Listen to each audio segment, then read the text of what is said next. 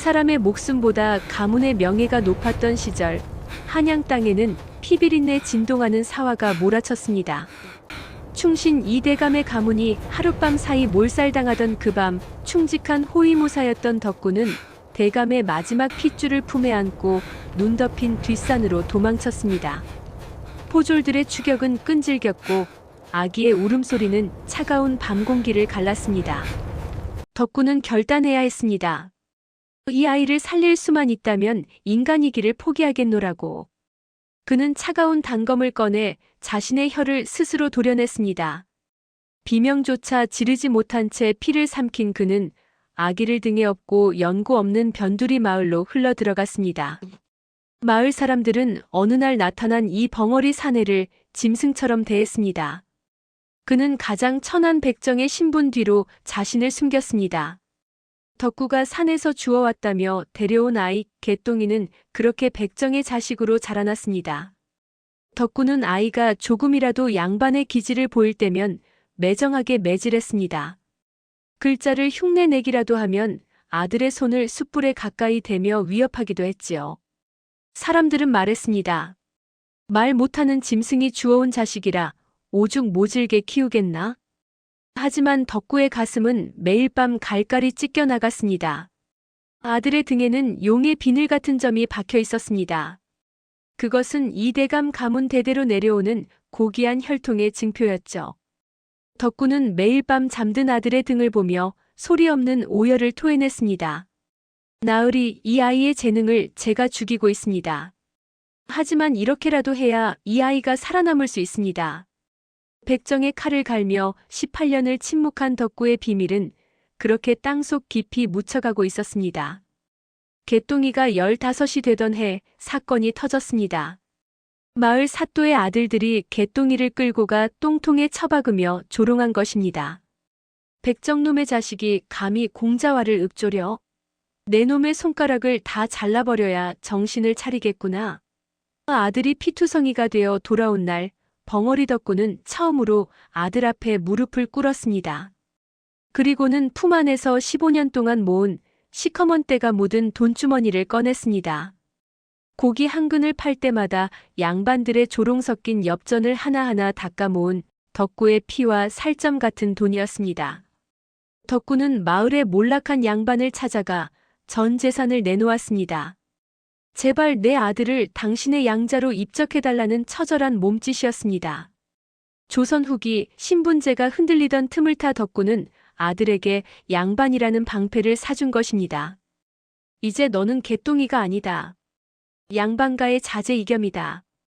덕구는 아들을 양반가로 보내며 자신과의 모든 인연을 끊었습니다. 아들이 글을 읽을 때 덕구는 그 집의 종살이를 자처하며 멀리서 아들의 목소리를 듣는 것으로 만족했습니다. 아들은 아버지를 아비라 부르지 못하고 저 벙어리 늙은이라 불러야 했습니다. 그래야만 신분 세탁이 완벽해지기 때문이었죠. 이겸은 피눈물을 흘리며 책을 읽었습니다. 아버지가 고기를 썰어 만든 그 학문의 기회를 헛되이 할 수 없었기에 그는 잠을 줄여가며 사서삼경을 통달했습니다. 그의 옷에서는 항상 진한 고기 비린내가 났지만 그 향취야말로 아버지가 자신에게 준 가장 고귀한 향기임을 이겸은 알고 있었습니다. 덕구는 아들이 과거 시험을 보러 한양으로 떠나던 날 멀리 나무 뒤에 숨어 아들의 뒷모습에 큰 절을 올렸습니다. 아비라고 부르지도 못하는 자식을 향한 벙어리 백정의 마지막 인사가 숲속의 바람을 타고 흘렀습니다. 이겸의 학문은 이미 고을을 넘어 한양까지 소문이 났고 과거 시험만 치르면 모든 고생이 끝날 것 같았습니다. 하지만 운명은 잔인했습니다. 18년 전 이대감 가문을 도륙했던 원수 조대감이 고을 순찰을 내려온 것입니다. 그는 길거리에서 고기를 배달하던 덕구와 마주쳤습니다. 조대감은 노련한 정객이었습니다. 그는 덕구의 남루한 차림 속에서도 과거 자신과 칼끝을 겨누었던 호위무사의 서늘한 기운을 단번에 알아챘습니다. 이놈, 죽은 줄 알았더니 백정으로 숨어 있었구나. 그렇다면 그 핏덩이도 살아있겠지. 그날 밤 덕구의 오두막에 수십 명의 자객이 들이닥쳤습니다. 이겸을 죽여 후환을 없애려는 조대감의 명령이었습니다. 이겸이 당황하여 어쩔 줄 모를 때 평생 굽어있던 덕구의 허리가 꼿꼿하게 펴졌습니다. 그는 아들의 방벽 속에 숨겨두었던 녹슬었지만 서슬 퍼런 호위무사의 검을 꺼내 들었습니다. 18년 만에 덕구의 입에서 천둥 같은 소리가 터져 나왔습니다. 내 아들은 건드리지 마라. 벙어리가 아니었던 것입니다. 그는 오직 아들을 살리기 위해 스스로 침묵을 택했던 무사였습니다. 덕구는 홀로 자객들을 막아섰습니다. 그의 검술은 녹슬지 않았습니다. 아들을 지키기 위해 휘두르는 칼날마다 자객들의 비명이 터져 나왔습니다. 하지만 덕구는 이미 노쇠했고 조대감의 군사들은 끝도 없이 몰려왔습니다. 덕구는 이겸의 손을 꼭 잡고 마지막 힘을 다해 그를 뒷산 비밀 통로로 밀어 넣었습니다. 달려라 겸아. 한양으로 가서 너의 세상을 만들어라. 그것이 이 아비의 마지막 소원이다. 덕구는 이겸의 눈물을 뒤로한 채 몰려오는 적들의 칼날을 온몸으로 받아내며 입구를 막아섰습니다. 그는 숨이 끊어지는 순간에도 칼을 땅에 박고 선 채로 죽음을 맞이했습니다. 마치 아들이 가는 길을 끝까지 지키는 수호신처럼 말입니다. 한양 도성에 방이 붙었습니다. 이번 과거 시험의 장원급제자는 이름도 들어보지 못한 변방의 선비 이겸이었습니다. 하지만 더 놀라운 것은 그가 왕에게 올린 답안지의 내용이었습니다. 그는 공자나 맹자의 말씀을 인용하는 대신 자신을 키운 어느 벙어리 백정의 이야기를 썼습니다.